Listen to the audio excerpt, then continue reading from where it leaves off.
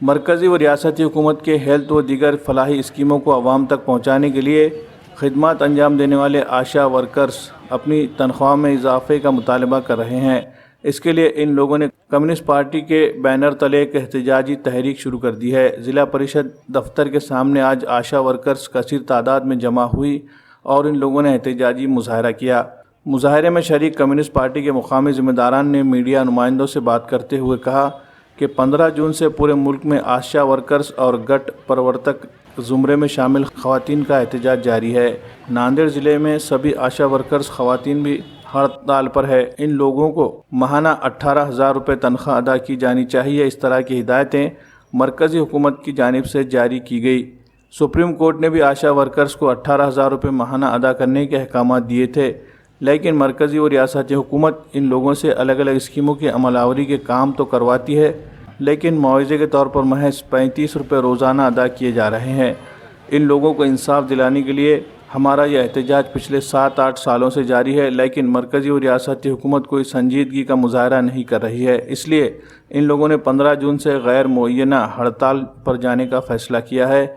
इसी सिलसिले में 22 जून को मुंबई मंत्रालय में मुजाहिरीन के नुमाइंदों की वज़ीर आला और नायब वज़ीर आला के साथ मुलाकात होना तय है। इस मुलाकात के दौरान अगर इनके मसाइल हल नहीं किए गए तो इस एहतजाजी तहरीक में मज़ीद शिद्दत लाने का इशारा दिया गया है। आंदोलन किया गया। जी सर।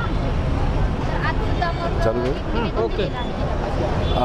15 जून से पूरे महाराष्ट्र में और देश में आशा और गट प्रवर्तक का आंदोलन चालू है और नांदेड़ जिले में भी सभी आशा 15 तारीख से संप पे है, स्ट्राइक पे है और इनको 18,000 रुपये किमान वेतन देना ऐसा केंद्र सरकार के गाइडलाइन से कहा गया है।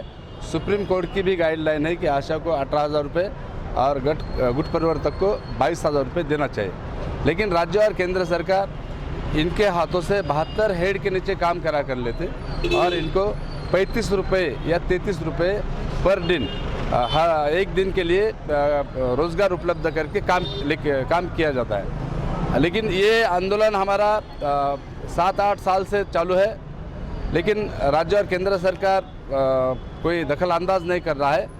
इसलिए अभी जो 15 से संप चालू है, स्ट्राइक चालू है।